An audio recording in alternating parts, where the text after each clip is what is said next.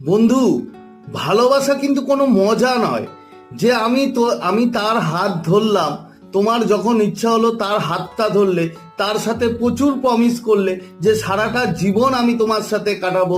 তুমি এইভাবে 5 বছর, 6 বছর, 8 বছর, 10 বছর তাকে নিয়ে চললে, তার পাশে রইলে, তাকে বিভিন্ন রকম প্রমিস করলে, তাকে বিভিন্ন রকম স্বপ্ন দেখালে, কিন্তু তারপরে গিয়ে এসে তুমি তাকে বললে যে আমার পক্ষে আর সম্ভব না তোমার সাথে সম্পর্ক রাখা, আমার এই প্রবলেম হচ্ছে, আমার ওই প্রবলেম হচ্ছে।